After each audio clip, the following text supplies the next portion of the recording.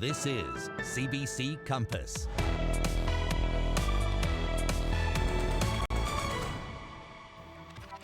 This is Monday, March 9th. Here's what's happening now on Prince Edward Island.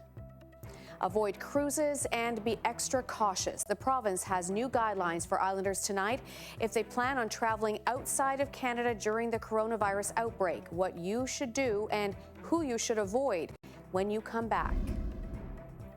The PEI government says it's still on track to launch a universal pre-K program this fall, but early childhood educators say they're fielding a lot of questions about it. And the state of some island roads might have you in shock and your car needing to have them looked at. Pothole season has arrived on PEI, keeping road crews busy patching around the province. Good evening. Thank you for joining us on Compass. I'm Louise Martin. Many island families are getting set to leave for March break. Tonight, there are new recommendations on what to do when you come back because of coronavirus, and they apply to anyone who goes anywhere outside of Canada. No matter where you go, you should watch your health when you come back. Keep a close eye on it for 14 days and watch specifically for fever, coughing, or trouble breathing. The advice is to also avoid large gatherings of people for that same amount of time for 2 weeks after you return. And you should avoid visiting with certain people in that time as well. Specifically, don't visit anyone who is elderly or anyone with an underlying medical condition. Well, our Carrie Campbell was speaking with the Chief Public Health Officer today and joins me in studio tonight. So, Carrie, what brought on this change? Well, yeah, Louise, because up until today, these precautions were just in place for a handful of countries. Now this realization from public health officials that COVID-19 is spreading, it's basically everywhere.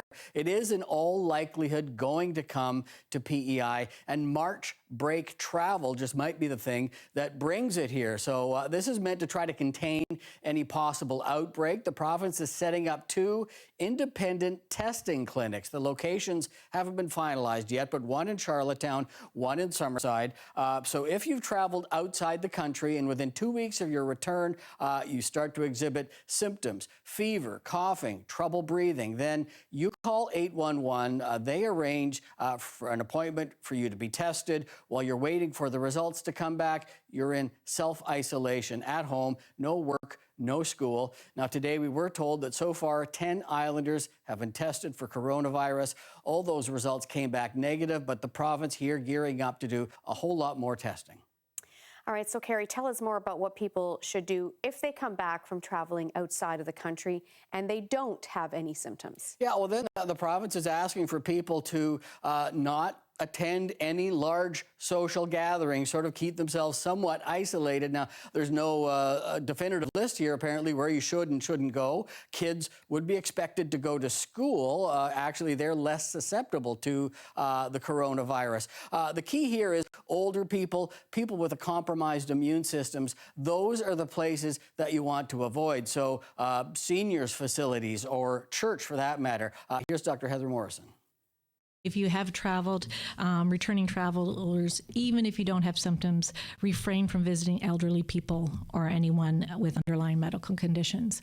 We've also sent a letter out today to long-term care facility and community care facilities, just reviewing that kind of advice and information about COVID to them. And Carrie, here's a question I've been asked a lot today. Should islanders be rethinking their plans to travel on March break? Right, a lot of people are wondering about that this week, right? I asked Dr. Morrison about that. Here's her answer to that question.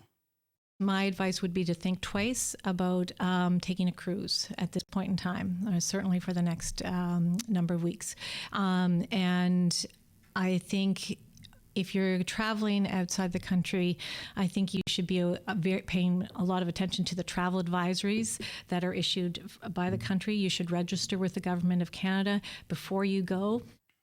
Something else to keep in mind, Louise, if you come home and you're exhibiting symptoms, then you could miss time from work while you were in self-isolation. And further to what Dr. Morrison said about cruise ship travel, she also said we should be hearing more within the next few days about what the federal approach across Canada will be for incoming cruise ships and their passengers. The first of those set to arrive in PEI in late April. All right, Carrie, thank you. CBC's Carrie Campbell reporting tonight. Meantime, Canada is recording its First death linked to the ongoing coronavirus outbreak, and it's in British Columbia. We unfortunately have had a death here in British Columbia.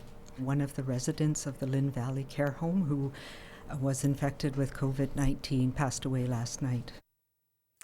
Across the country, there are now more than 70 people with COVID-19. Ontario and BC have just over 30 cases each. The rest are in Alberta and Quebec. Health officials say the overall risk in Canada remains low. But the coronavirus is having an impact on the world's financial markets. North American markets plunged again today. Trading was actually halted shortly after the opening bell as panic selling kicked in. And this has been the worst day for the TSX since 1987. We will have more on that a little later on Compass. There is a fire tonight at a building at Beach Point near Murray Harbour. It's at McKay Cold Storage. RCMP say no one is currently inside. The fire began shortly after 3 p.m. One person who was there told CBC he noticed smoke coming out of one of the doors. Then the fire department arrived and told everyone to get out. He says there was a lot of commotion and people running around. Then the end of the road was shut down as well. There's no word on damage, but there is a power outage in the Murray Harbour area as well, believed to be connected to the fire.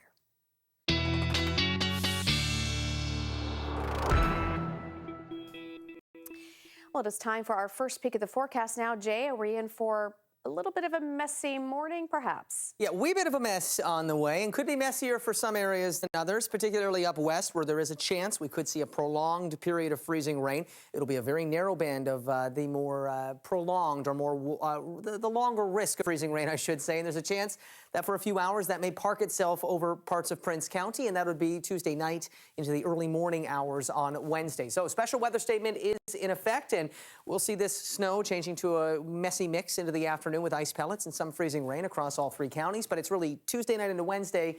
Prince County could see more than just an hour or two of freezing rain, depending on where that freezing rain line ends up, and you are at the higher risk over Prince County. So in terms of amounts, this is not a major storm by any stretch. Most of PEI looking to see between 3 to 7 centimeters starting overnight tonight, the steadier snow arriving before early morning tomorrow, and this will taper off as rain showers to a wintry mix and then flurries into Wednesday morning. So a lot of the evidence, a lot of what accumulates will actually be washed away with melting and rain. But 3 to 7 centimeters for most, bit less for southeastern Kings, and locally amounts near 15 centimeters into the northern tip of the island. That's why you're seeing that 7 to 14 centimeter range. Quickly, I'm going to run you through the next few hours here, the next 24 hours here as we get into tonight. Steadier snow arriving by early tomorrow morning. There's that mix as we get into the late afternoon and evening. Some rain falling with milder temperatures over central and eastern PEI overnight, and then transitioning back to a wintry mix and tapering off early Wednesday. There's a look at the messier conditions. Again, not too heavy, but that slight risk of freezing rain in the afternoon and evening tomorrow as that warm air starts to arrive. Thank you, Jay. Charlottetown police are investigating a stabbing. One man went to hospital yesterday. It happened on Andrews Court in the neighborhood of East Royalty just before midnight. No one has been arrested, but police say the two people involved knew each other. Well, the whole incident's still under investigation, and we have not made an arrest in the incident yet, and we're not sure we have the complete picture of the events that occurred. But as the hours pass here during the day, we're continuing to gain more information. The victim had multiple stab wounds, but is in non-life-threatening condition. Police say there is no risk to the public, but are asking anyone with information to contact them or PEI Crime Stoppers. Well, the PEI government says it is still on track to launch a universal pre-kindergarten program this fall. It was a key component of Premier Dennis King's election campaign platform. But there are very few details on how the program is going to be rolled out. Wayne Thibodeau has more. Pam Barrett and Erin Reed Terrio are used to answering questions. They are early childhood educators, but these days they are getting more and more questions from parents and educators who want to know more about the King government's pre-kindergarten program. Those questions are hard to answer. What we don't know, which is an unknown, is kind of what the educator wage will be, as well as what the daily rate will be for families, or their family fee. There is also the question, will there be enough space for every child? So there's some questions still that need to be worked out, and there's lots of little committees that have been talking, and We're still asking the same questions. We haven't gotten a lot of answers. Those wages are critical to attract and retain staff. Last year, wages went up between $1 and $3 an hour. Still, many are making near minimum wage. The opposition fears the program is set up for failure. We have such an opportunity to do something and do it well and do it right. This program, I fear at this point, without more details and without having some of these kinks worked out, I have grave concerns of what this is going to do to an already burdened system. In a statement, the Department of Education says government is firmly committed to making a high-quality pre-K program available this fall. The objective is to support their learning and development and put them on a more equal footing when they begin school. The program will cover the costs of 3 hours a day or 15 hours a week. The PC Party's platform says the program will cost about $5 million. The province says it will have more information for parents and educators in the near future. But officials tell CBC News it could be June before those details are released. Until then, the message to parents, register your child now, even if all the details of the program have not been released. Wayne Thibodeau, CBC News, Charlottetown. Well, if you spend any time in a vehicle, chances are you've noticed the road conditions at the moment are pretty bad. The potholes and heaves in the pavement have arrived, and according to some islanders, the divots are bad enough to rattle teeth. Brian Higgins explains. It's pothole season. They're out there hiding under the slush and the snow, but every driver knows it's a game of inches, and those inches, whoa, add up fast. This roadside rut is 4 inches deep, and there's more where that came from. City and provincial crews say they started to appear a few weeks ago. Pavement is also heaving up here and there, adding to potential hazards. Drivers are taking evasive action. I slow down, absolutely, yeah. I only have one car, and I like to look after it best I can, and I know the potholes are going to, create a bit of havoc with it, yeah. In times like these, a sense of humor helps. Somebody put up this sign in Charlottetown, warning of teeth-rattling conditions and worse. Residents of this quiet neighborhood are in on the joke. I just laughed. I thought it was hilarious. I immediately came in and I told him about it. Is it accurate? It's very accurate. Mechanics are now busy replacing broken springs and shocks. Aging and worn parts are the first to go. A lot of it's everything, corrosion and stuff too, but a lot of it, they get weak, hit a pothole, and that snaps them off usually. When does business pick up on this particular problem? Usually right about now when the frost starts coming out of the ground. Road crews are already patching in Charlottetown and around the province. They'll be at it for weeks to come. It's all that freezing and thawing that's causing the problem. Water gets under the road, it comes up through under the ground or around it, washes away some of the fines, and so it loses its support underneath it. And so what happens just as traffic goes over it, it just starts flexing into a point where it just breaks. Today I saw a lot of drivers going round and going slow. That's not a bad rule of thumb as pothole season gets underway. Brian Higgins, CBC News, Charlottetown. Well, the iconic Peter Pan building in Charlottetown could soon be torn down. The former restaurant closed its doors in 2013. The owner has applied for a demolition permit and says the property is open for development. There's no timeline yet on when the building could come down or what could replace it. Well, what a weekend it was for UPEI basketball. The Panthers are coming home with hardware from the national championship. This one's over! The PEI Panthers are bronze medalists at the 2020 U Sports Final 8. What a basketball game. A remarkable weekend and a remarkable season. Once again, the Panthers came from behind. At one point, they trailed by 16 points. This was the Panthers' first trip to the Women's Nationals in 22 years. The last time they won a medal was silver back in 1989.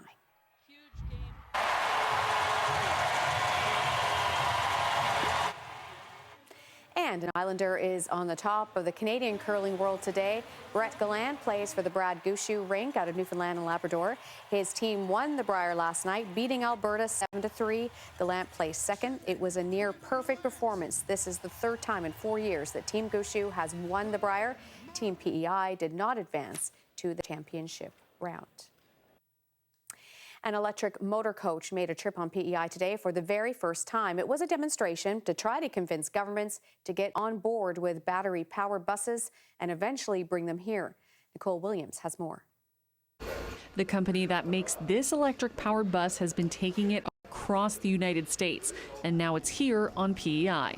This is the very first real green option in terms of intercommunity motor coaches, and so this is the big opportunity to be pioneers in green energy and the electrification of transportation. The bus can drive 250 kilometers on a full battery.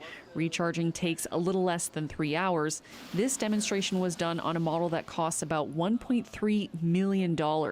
Coaches designed for shorter distances would be cheaper. Maritime Bus says it wants to add at least 5 electric buses to its fleet by 2022. In our industry, I think that I have a huge responsibility to promote different ways, different mode, and the electric propulsion rather than diesel, in my mind, is something that we have a responsibility to do. Now, the average diesel bus costs about half as much as this one. Maritime Bus says its latest coach models have improved carbon emissions, but the company says that the savings on fuel and repair costs could make the $1.3 million price tag of this bus worth it. Its hope is that the cost would be shared with the federal and provincial governments, something PEI's transportation minister says he'd be willing to consider. That would mean different equipment to maintain the buses, charging units, training mechanics, and a slight adjustment for drivers and passengers. You could compare this to a big golf cart.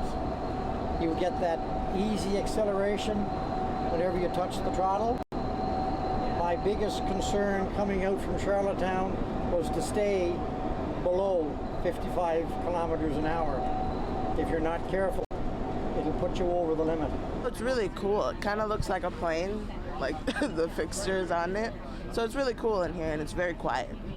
It wasn't all smooth sailing, though. At one point, the bus wouldn't move at an intersection, and they had to reboot the system. But the manufacturers say they're still ironing out some wrinkles before this electric bus hits the market. Nicole Williams, CBC News, Charlottetown. Well, there's much more still to come on Compass tonight before 7 o'clock. Coming up, a sea of red on the markets again today. We'll have more details for you. Ottawa is advising Canadians to avoid traveling by cruise ship just ahead of the busy March break travel period. And something to inspire us tonight, Chris Cook, a quadruple amputee, is on PEI speaking shortly at an event for the War Amps. He stopped by today. That's all ahead on Compass. First, though, weather with Jay, what you can expect where you are after the break. Stay with us.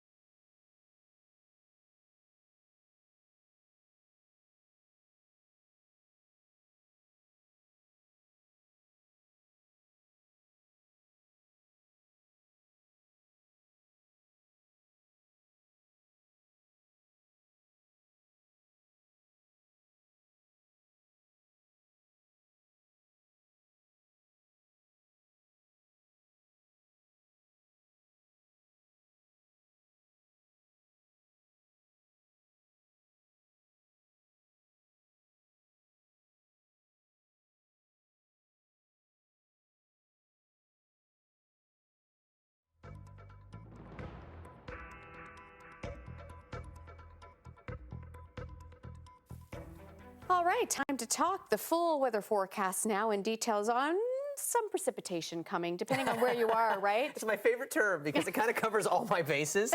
And this time of year, I think that's the best term to use is precipitation. This is not going to be an epic or historic amount of precipitation that falls, but I think 3 to 7 centimeters for most is what we'll see with snow and ice pellet accumulation. Bit of freezing rain mixed in at times. Up west, though, you have that special weather statement. Yeah. That's where we could see a few more hours of freezing rain, really developing Tuesday night and continuing into early Wednesday morning before tapering off. But on the bright side, look how light it is out there, Jay Scotland. We lost an hour of sleep over the weekend. I love to brag about how when we do the time change the other way, it's technically a long weekend by 1 hour. And I have a 3- and 6-year-old at home, and I know for parents of young kids, it is tough to get them out of bed the morning after the time change. It is tough to get them in bed when they're used to going to bed the night after a time change, and it'll take a few days to adjust. But look at that, 7:08, or 7:20, sorry. I think 7:08 was the official sunset time. I'll have to check on that. But it is 7:20, and we're still looking at some daylight out there, so no complaints. That is the silver lining in all of this. I wish we would just leave it in daylight saving time year-round. I love having that light later in the day, but then I work later hours. So does Louise. All right, there's our temperatures across all 3 maritime provinces. We're -7 in Charlottetown. On the plus side, across much of central and southern Nova Scotia, across much of mainland Nova Scotia. Cooler up into Cape Breton and northern areas through Northumberland. And here across the island, we are sitting between -6 and -8. We do have a system that is approaching, a frontal system that will see a wintry mix and then rain for some, and then potentially more snow and ice pellets followed by freezing rain for others, and that would be over western areas, the highest risk of that prolonged period of freezing rain, and that is why you have that special weather statement in effect for Prince County. It'll be a narrow band where it lasts a few hours at least, and it's a good chance that somewhere over likely western Prince County up towards the tip, but somewhere within Prince County is likely where that's going to line up. Very tough to nail down exactly, just know that the risk is pretty widespread for a few hours of freezing rain across Prince County as we get Tuesday night into early Wednesday morning. So we'll watch for some flurries this evening and overnight to become steadier into the morning hours. So this will be steady, accumulating snow tomorrow morning. Winds are fairly light through the morning. They do pick up a little bit in the afternoon. In terms of blowing snow, we'll see that risk at least mitigated somewhat with it becoming more of a wet snow mixing with ice pellets. Still some blowing snow possible, but it'll be a heavier snowfall mixing with those sandy accumulation of ice pellets into the afternoon, and even some freezing rain will be possible at that time. And this will be mid to late afternoon. We start to see that switch. Late afternoon, early evening, I think the best bet for the freezing rain risk. And then as we get into Wednesday morning, the system tracks off to our east. Cooler air starts to work in, drier air starts to work in, and any lingering precipitation will start to taper off as flurries with temperatures falling through the day. Again, some freezing rain is possible across all 3 counties late afternoon into early evening tomorrow, but then we'll see some rain over central and eastern areas late Tuesday night into Wednesday. It's up west where you may not see that switch over to rain. I think temperatures may stay at or just below freezing over parts of Prince County. So tonight, temperatures below the freezing mark between 10 and -12, -10 and -12 over western PEI. And these are your afternoon temperatures. Again, Cavendish over to Summerside may creep up above the freezing mark Tuesday evening. There's a chance, though, from Summerside up west, you stay just below freezing or at freezing, and that freezing rain could persist into Wednesday morning. As we get into central and eastern areas, it'll be flurries through the overnight hours tonight, steadier snow in the morning with that mix arriving in the afternoon, and then we'll watch for rain to fall Tuesday night into Wednesday morning as that temperature climbs up above the freezing mark. Tapering off, so lighter precipitation Wednesday, and into that long-range forecast, we do get into kind of a roller coaster Thursday, and then heading into the weekend before cooler temperatures into the start of March break. Here's a quick look now at your national temperatures. Very quick look, because we've got to get to the photo of the day. Rita sending in this one of the Surrey Striders Ski Trail, which was freshly groomed. Thank you to Daniel Chasson for grooming that trail. Looks lovely. I know it's a challenge this time of year, especially with that sun getting so high in the sky. Get us your photos. Best way to do it, compass@cbc.ca. Thank you, Jay. Well, we all know the old saying about a red sky at night being a sailor's delight. It's supposed to mean that a nice day is on the way the next day. Turns out there's a lot of science behind the rhyme. Here's our colleague Ashley Brauweiler, CBC meteorologist in St. John's, to explain. We've all heard it. Red sky at night, sailor's delight. Red sky at morning, sailor take warning. But did you know that there's actually science to back it up? There are a few things happening here. First, our weather systems generally move west to east. And those beautiful colors we see in the sky, they happen because millions of tiny particles in the atmosphere, like dust, help scatter the light. If we shine light through a prism, you'll see a slew of different colors. Different colors have different wavelengths. Blue is the shortest wavelength, and that's why the sky is blue. Red has the longest. Remember what I said about weather systems moving west to east? If there are clouds in the west and clear skies to the east, a rising sun will illuminate those clouds. Now, at this point, the sun is low on the horizon. Its rays have further to travel, so we see red. And those red skies in the morning warn us that weather is on the way. In the evening, it's opposite. Our red sky means that the west is clear and the clouds in the east are moving out over the ocean. This usually means that high pressure is approaching, teeing up a beautiful day. See, red sky at night, sailor's delight. It's not just folklore, it's fact. Thank you, Ashley. Well, just coming up, despite being born without arms and legs, Chris Cook has completed 7 marathons, and as you can see, nothing slows him down. And his message is, if I can. Tonight, he's here on PEI for a War Amps fundraiser. Chris Cook is my guest after the break. It's Cormier Tuesday on Island Morning. Loads of politics. We'll have local politics. We'll tell you what went on at Charlottetown City Council and the latest on federal politics. Ottawa Report at 7:40. It's all Tuesday. Island Morning on 96.1 FM.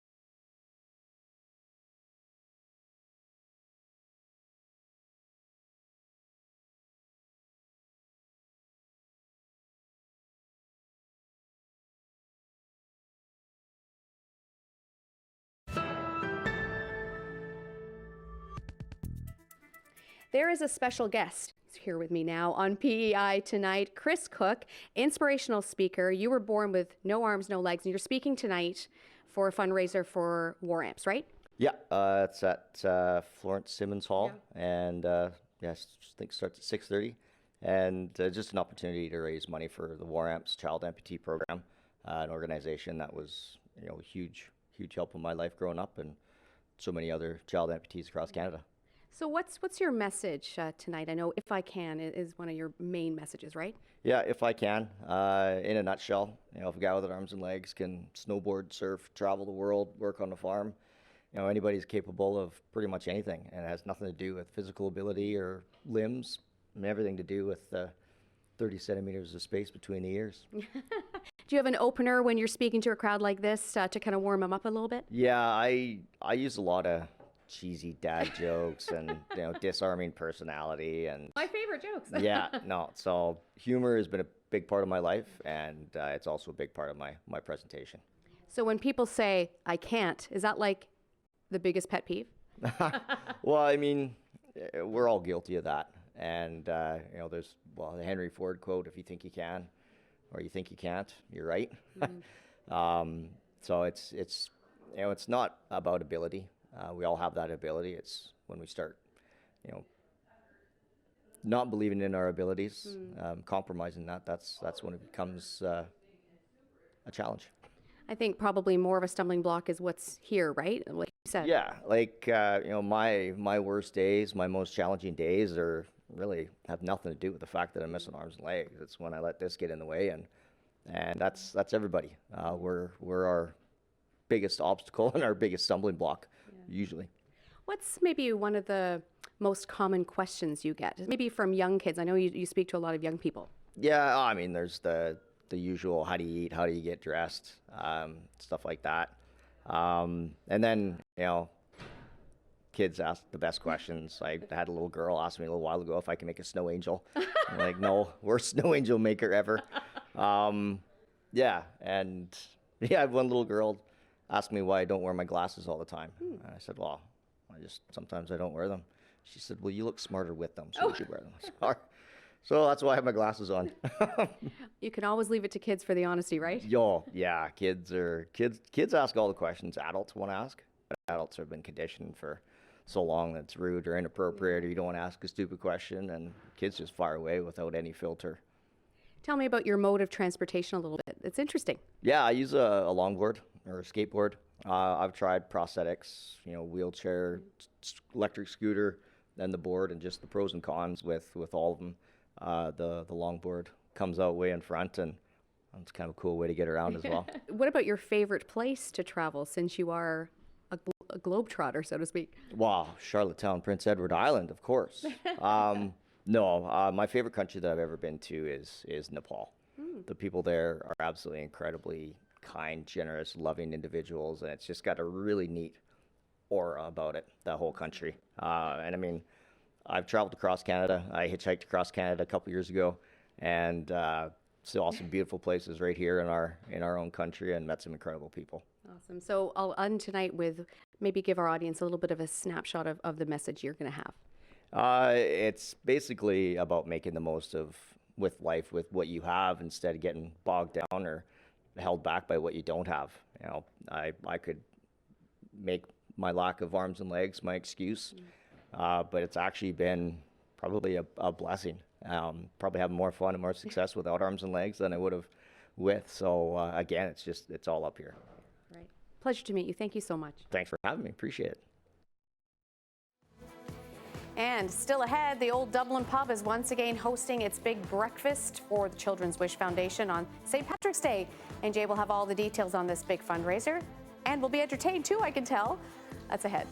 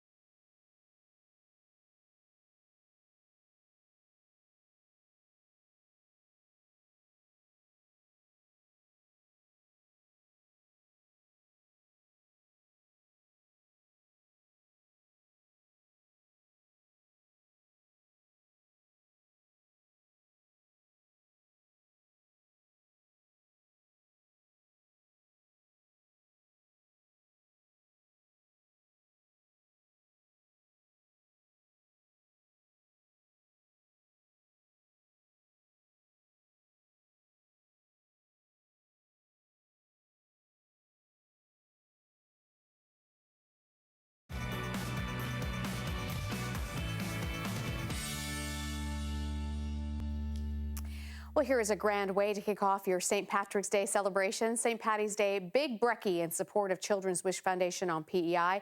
And there will be some entertainment as well, as Jay found out earlier today.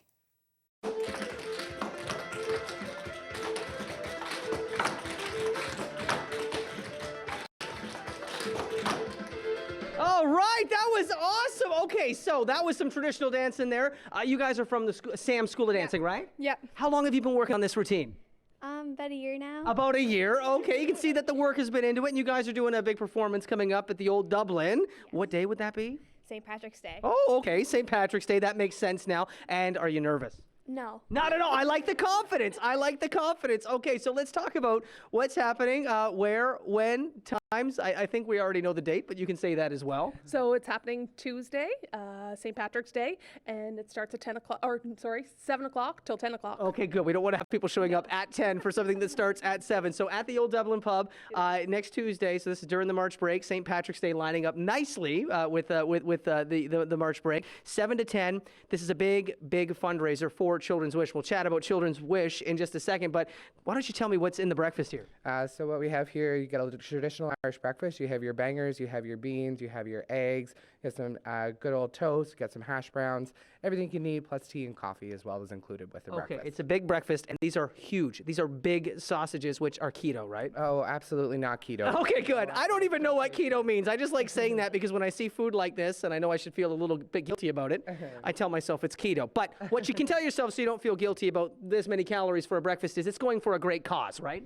Yeah, we're super excited to be partnering up with the Old Dublin Pub for the 12th annual Big Irish Breakfast, and we're currently working on granting wishes for 38 island children with critical illness. So this is going to go a long way. And when we talk about 38 island children and granting those wishes, this is about $10,000 on average per wish, right? Yeah, that's correct, Jay. So $380,000. Yeah, the need has never been greater. Okay, so this is a huge help towards that very, very expensive goal of granting some wishes for kids here on the island. 38 wishes this year. Breakfast is only going to cost me $13. $13. I think if you were to buy the groceries to make this breakfast, it would come to more than $13. So Old Dublin Pub, Tuesday, 7 to 10, and there's no reservations, no tickets in advance. So just stop by. Stop by and stop by early? Exactly. Better to stop by early. Tuesday, the big breakfast for the Children's Wish in support of Children's Wish at the Old Dublin. Now my tummy's grumbling. If you'd like to be in our community segment, get in touch with us here at CBC PEI. 629-6480 is the number to call, or you can email us compass@cbc.ca.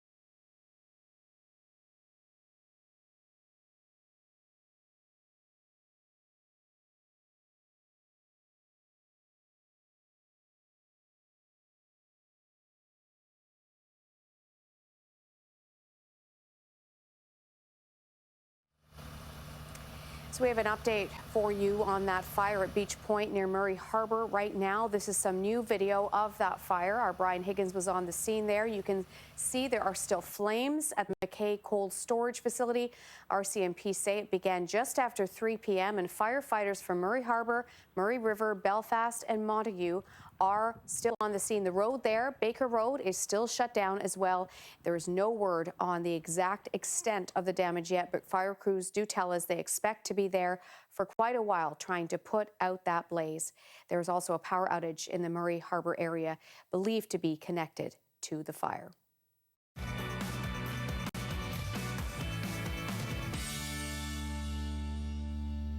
Another community event to tell you about tonight. Busy day for Jay. The United Way's annual online auction is still going on. It began in late February.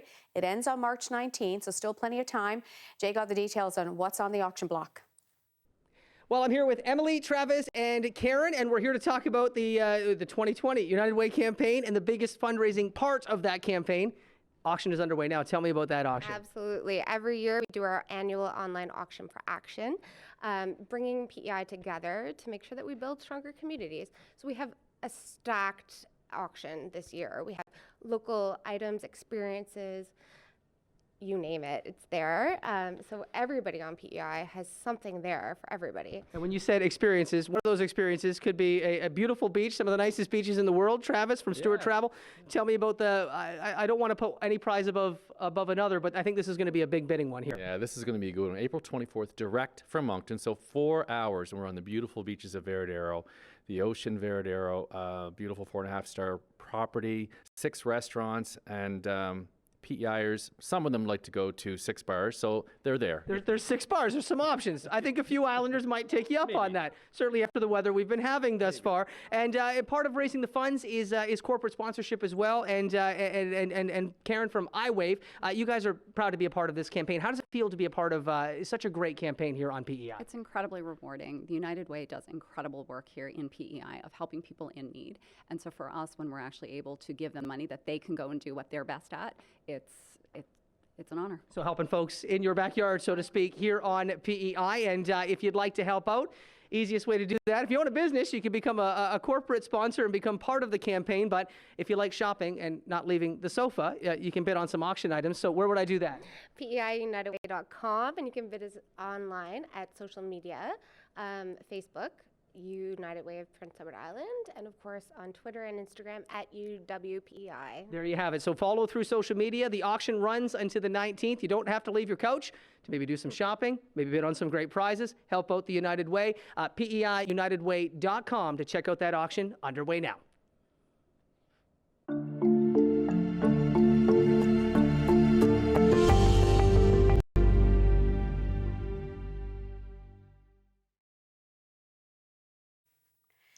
And we're going to go to Julie Van Duzen now, who is standing by live in Ottawa with more on how the government is handling all the latest coronavirus news. Julie, over to you live. So, Louise, I was talking to a lot of MPs on the Hill today who'd been in their constituencies. Sean Casey, as an example. No cases on the island yet, but I guess the impact on tourism, the cruise industry, is expected to be big. Now, stocks are nosediving. The price of oil has plummeted to its biggest drop since the Gulf War in 1991. The government has said all along that Canada is in a good position to handle this. The opposition disagrees, saying that there'll be millions and millions of dollars out of the Canadian economy. How will it hit the country? How will it hit Alberta? Take a listen to the opposition on its way into the House of Commons. Pierre Poilievre.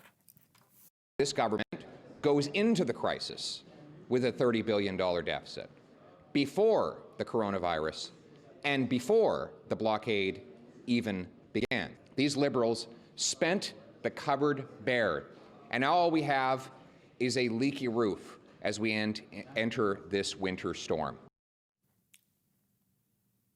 Finance Minister appeared late in the day. So how did Bill Morneau, respond to this really unfolding crisis?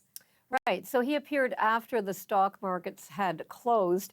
Now, he said, of course, people are anxious, as they should be. But he says Canada has a world-class healthcare system, that his government will be bringing out measures in the coming days to deal with the impact on Canada's economy. And he disagrees with his critics. He says that Canada has a AAA credit rating. The debt to GDP ratio is on a downward edge. So take a listen to Bill Morneau today. We have a strong fiscal position. We have been lowering our level of debt as a function of our economy for the past 4 years. That puts us in a good position to support people as they go through challenges. It puts us in a good position to support our healthcare system so we can ensure it stays strong. It puts us in a good position to make measures for companies as they face challenges. And of course, puts us in a good position to deal with any potential challenges in the economy. So, Louise, Bill Morneau is trying to prepare a budget, which is expected later this month. He didn't give us a date yet, but the Prime Minister is meeting with premiers towards the end of the week. They're all trying to prepare their economies in the backdrop of this very frightening, changing COVID-19. Thank you, Julia. Certainly lots to watch for and here on PEI too. With the cruise season coming up, that's one that is certainly being looked at here, and the economic impact on the tourism sector. So here's a look at how the financial markets did today. Another day deeply in the red. We saw the Canadian dollar nearly down by a full cent, closing at 73.54 cents US. Look at that drop on Canada's main stock index. That's down 10.3%, off by over 1,600 points in one single day. The Dow Jones Industrial Average falling too as well. Hurt by the energy sector. So we saw the Dow Jones, we just moved on there, but down by 2,000 points or 7.7%. April crude contract was off by $10.15 US a barrel, so $31.13. That is a huge blow. And you saw that on the energy markets today, but also a big blow to Alberta. And it is watching that very, very carefully. Gold, a lone bright spot, is often the case when markets are in turmoil. So it was higher today, $3.30 US an ounce. In other news today, the Trudeau government is proposing criminal code changes aimed at completely eradicating so-called conversion therapy. It is a controversial practice using counseling-related techniques to try to change a person's sexual orientation, gender identity, or expression. 4 provinces, including this one and a handful of cities beyond, have already blocked the practice. Ottawa's plan creates 5 new criminal code offences. These proposed offences would prohibit, first, causing a minor to undergo conversion therapy. Second, removing a minor from Canada to undergo conversion therapy abroad. Third, causing a person to undergo conversion therapy against their will. Fourth, profiting from providing conversion therapy. And fifth, advertising the provision of conversion therapy. Some organizations and groups that support the practice say if the bill becomes law, they will pursue a court challenge in the name of religious freedom. At this stage, the principal opposition parties appear to support the government initiative. A criminal trial has begun in the Netherlands in connection with the Malaysia Airlines disaster that killed 298 people over Ukraine. That trial is taking place near to where the plane took off. Families of victims are attending. The trial is going ahead in spite of the fact that none of the accused are in court. 4 former leaders of Russian-backed militias are facing murder charges. The Russian government denies any involvement and is refusing to turn the men over to be tried. The plane was shot down over Ukraine in 2014. And Ethiopia has released a damning interim report into the deadly crash of a Boeing 737 MAX jet. It's blaming faulty sensor readings for triggering an anti-stall system known as MCAS. The Ethiopian Airlines flight took off from Addis Ababa Airport on March 10th of last year. It crashed 6 minutes later, killing all 157 people on board, including 18 Canadians. Today's report says 2 sensors recording the plane's angle differed in their readings by 59 degrees. The tragedy was the second deadly crash involving a Boeing 737 MAX and led to the grounding of all of those planes globally. Families of passengers on the Ethiopian airliner have filed hundreds of lawsuits against Boeing. Prince Harry and his wife Meghan made their last official public appearance today as senior royals. The Duke and Duchess of Sussex were at Westminster Abbey for a service marking Commonwealth Day, along with the Queen and other members of the royal family. CBC's Briar Stewart was there. It was a grand stage for a final farewell, the last royal engagement for the Duke and Duchess of Sussex, a ceremony dripping with pomp and tradition. This is an annual service that celebrates the 54 nations of the British Commonwealth. But this year, some small but noticeable changes. No shaking hands over fears of the coronavirus, and outside, excitement over a couple about to give up their royal titles. I think it's a good idea that Meghan and Harry keep the royals and have their own life. I'm excited seeing Prince Harry and Meghan. That's like all the drama and everything. And there was drama today too, just before the ceremony. Extra police had to be called in when a protest became violent. Security is always a concern. It's not clear who will be protecting Meghan and Harry in the future, only that the Canadian government won't be paying for it. It is quite an emotive issue, and then obviously you throw money into it as well. The security consultant used to work protecting the royal family and says it isn't going to be easy for the couple to get out of the spotlight. So you are looking at people that are instantly recognisable everywhere they go. Even in the quietest corners of the world, people will know who they are. In recent days, the couple made a number of appearances, including at a high school where Meghan spoke to students and left one in particular smitten. She really is beautiful, isn't it? And while the pair plans to do their own charitable work in the future, they won't be representing the Queen. Meghan and Harry was clearly marked out as the junior royals who are going to play a really major Commonwealth role. It's going to make a bit of a hole in the royal provision for the Commonwealth. Because the couple, admired for their charm and style, are making the final royal rounds before March 31st, when they'll walk away on their own. Briar Stewart, CBC News, London.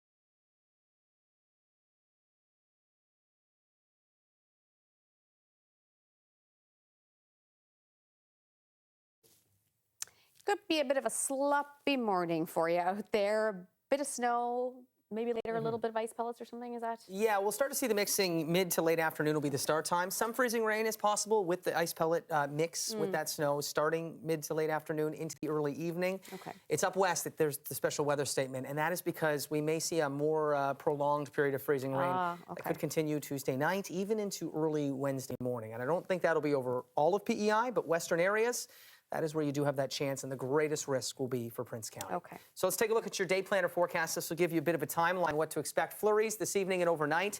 Winds at least not too gusty with this, and amounts are not too heavy. Most areas between 3 and 7 centimeters, but steadier snow will arrive early Tuesday morning, so early tomorrow morning.